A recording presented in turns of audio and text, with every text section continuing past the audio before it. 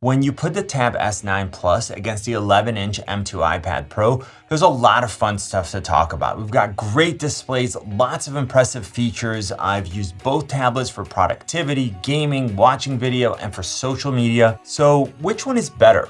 Let's talk about it. The Tab S9 Plus is a noticeably bigger tablet. It's taller, wider, heavier, and has a larger display, which we'll get to in a minute. And by the way, if you think the 12.9-inch iPad Pro is a more appropriate comparison, that video is coming soon. Now, both tablets have a very premium feel to them. They're extremely sturdy and I have no concerns about bending. Now, in terms of overall design, there are a lot of similarities. We're getting rounded corners, squared off edges, and there are 4 speakers, so we're getting stereo sound. In both cases, we're getting very good audio, at least for a tablet. But if I had to choose a winner here, it would be the Tab S9 Plus because the sound is a bit fuller, deeper, and it has less of that tinny quality to it, especially when you turn the volume up. Now, continuing around the edges, we're getting a USB-C port for charging and connecting accessories, but the Tab S9 Plus also has a micro SD card slot, which allows us to expand the internal storage by up to 1 terabyte. And we can use that storage space for photos, files, and for most apps. When it comes to biometric authentication, the iPad uses Face ID, which works great. The Tab S9 Plus offers an excellent under-display fingerprint sensor and a less secure face recognition option. Now, all 3 options work well for me, so it really comes down to whether you want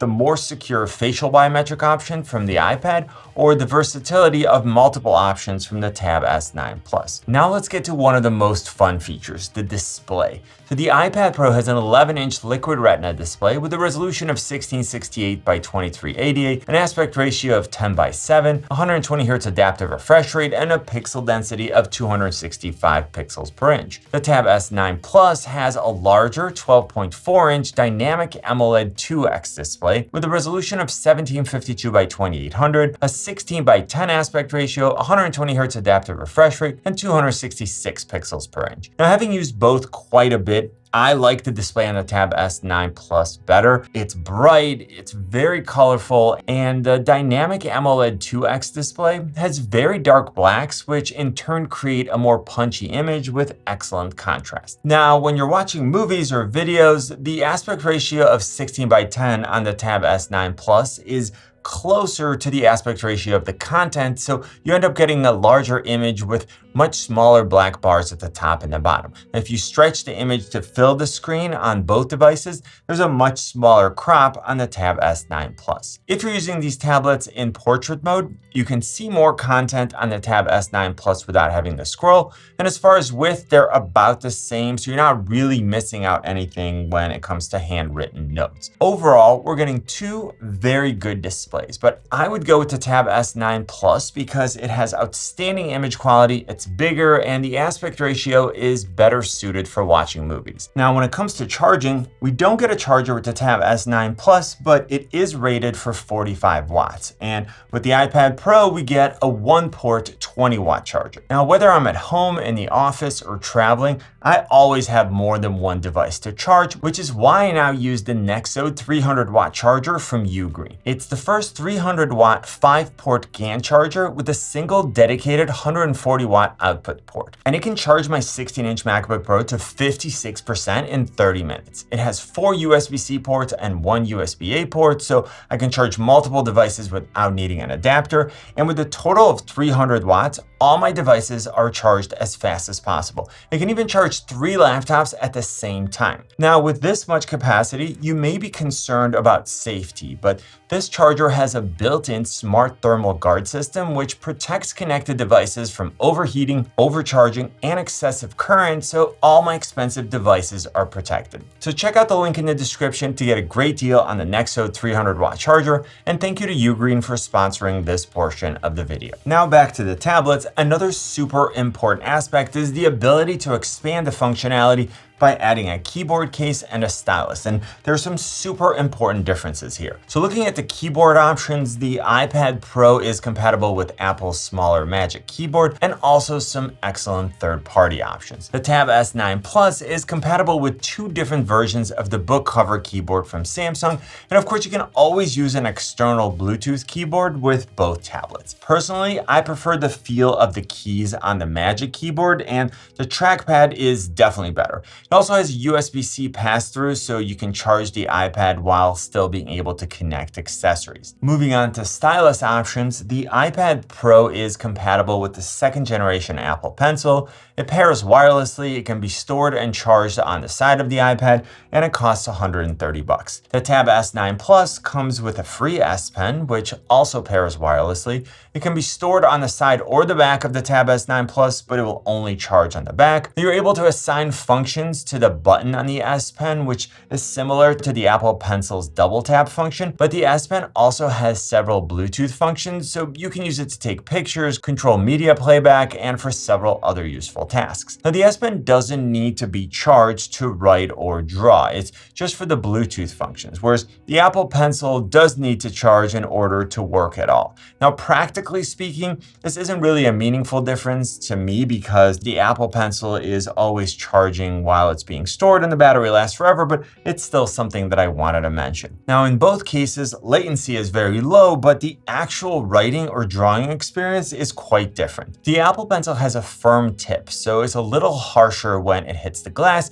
and it feels like you're writing or drawing on a single sheet of paper that's placed on a hard surface. The S Pen has a softer tip, so when it hits the glass, it gives a little. It feels more like you're writing on a full pad of paper where the pages compress as you press down. Now, one isn't objectively better than the other for every use, and it's going to come down to which one feels better for you, so hopefully this description was helpful. Both tablets also have some excellent multitasking capabilities. With the iPad Pro, you can have two apps open side by side in split view, you can have slide over windows, and you can have a pop-up window in the center. The Tab S9 Plus allows you to have three apps open at the same time, and you can resize each window to get the configuration that works best for you. Now, both tablets can also be used as a second display for your laptop or desktop. Apple calls this feature Sidecar, and Samsung calls it Second Screen. An important advantage of the Tab S9 Plus is that you can boot it in DeX mode, which gives you a desktop-like user interface with a taskbar, desktop icons, and floating windows. You can even pair a keyboard, mouse, and an external monitor for an extremely powerful dual display setup. Now, Apple did release Stage Manager for the iPad Pro. It means that you can finally connect an external display without black bars on the left and the right.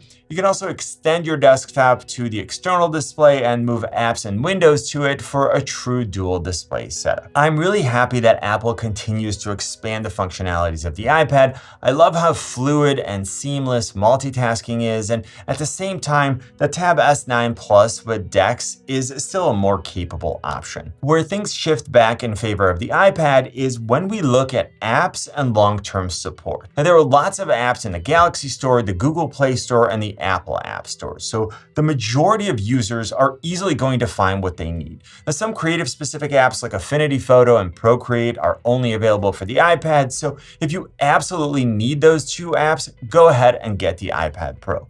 LumaFusion, which historically has been an iPad only app, is now available for Android, which is great news. And at the same time, you can now use Final Cut Pro on the iPad. The Notability is only available for the iPad, but GoodNotes has an Android version, and Samsung Notes is actually an outstanding option, and it comes included with the Tab S9 Plus. Overall, I have to give the edge to the iPad Pro because almost every app is optimized for a tablet, and with the Tab S9 Plus, a lot of apps are stretched out versions of the phone apps. As far as operating system support, Apple has always provided excellent long-term support, and while Samsung does offer 4 years of OS updates and 5 years of security updates, Apple still has the edge here if that's a priority for you. Now, looking at the camera systems, both tablets have an ultra-wide 12-megapixel front-facing cameras. The iPad Pro can record at up to 1080p 60, and the Tab S9 Plus can go up to 4K 60, and here's a quick sample. Here's a comparison of the camera and microphone on the Tab S9 Plus and the 11-inch M2 iPad Pro. This should give you a pretty good idea of the type of image quality that you're going to get and the type of audio quality that you should expect. For video calls, I prefer the placement of the camera on the Tab S9 Plus because it's in the center of the long edge, so I'm always properly framed and it appears as if I'm looking at the person that I'm talking to. On the iPad Pro, because the camera is on the short side, when I'm watching the screen, the camera is to my left and it looks like I'm looking away from the person that I'm talking to. Now moving on to the rear-facing camera modules, the Tab S9 Plus has a 13 megapixel wide and an 8 megapixel ultra wide versus a 12 megapixel wide and a 10 megapixel ultra wide on the iPad Pro. Both tablets have a flash, but the iPad Pro also includes a LiDAR scanner, which is great for autofocus and low light and for augmented reality apps. As far as configuration options, the iPad Pro comes with the M2 chip. Every model up to 512 gigabytes of storage comes with 8 gigs of RAM, and the 1 and 2 terabyte models come with 16 gigs of RAM. Now, the Tab S9 Plus comes with the Snapdragon 8 Gen 2 chip, and both the 256 and 512 gigabyte models come with 12 gigs of RAM. Let's quickly look at benchmarks for those of you who are interested, and since the M2 is the most powerful chip on any tablet, it's no surprise that the iPad Pro comes out ahead for single-core performance, and the gap widens even more for multi-core performance and GPU performance. But what about battery life and gaming? So there's no question that the Samsung upgrade to the Snapdragon 8 Gen 2 chip improved the battery life on Samsung tablets. Now, how much screen time you actually get from your tablet depends on what you do. For me, the Tab S9 Plus has lasted me a few hours longer during a typical day of use. Now, I do a lot of gaming on tablets, and I had a blast playing with both of these. So obviously we have plenty of power, so basic games aren't a challenge, but even more demanding games run very smoothly on both devices. Now, for how I play PUBG, I really like the smaller device because it's more comfortable for me to hold, but that's really a personal preference. And if I play games where the tablet is mounted or if it's flat on the desk, then I prefer the Tab S9 Plus. When I want to play cloud-based games, I pair my Xbox controller, then I can play any game that's available with the Xbox Game Pass app. In that context, I'm primarily using the tablet as a display, and I prefer the larger one on the Tab S9 Plus. Now let's talk about pricing, where we see some super important differences. I'm going to use the prices off of the Apple and Samsung stores because they're standardized, but you can usually find better prices by using the links in the description. Now, the iPad Pro starts out at $799 and the Tab S9 Plus at $999. But if we want to compare apples to apples, which is going to be tough here because this is a Samsung tablet, but in any case, the iPad Pro starts out with 128 gigabytes of storage versus 256 on the Tab S9 Plus. And right now, using the links in the description, you can actually get the Tab S9 Plus with twice the storage, so you're getting 512 gigs for the same price. And that would end up costing you $1,099 on the iPad. Now, if you need a lot of storage, the iPad Pro goes all the way up to 2 terabytes. The Tab S9 Plus maxes out at 512, but you can use the micro SD card slot for additional storage. Also, when comparing the price, remember that if you want a stylus, the S Pen is included with the price of the Tab S9 Plus, and the second generation Apple Pencil will cost you an additional $130. Now you should check out this comparison. Hopefully this video was helpful. Click on my face to subscribe. You know what I always say, buy it nice or buy it twice. Good luck and see you soon.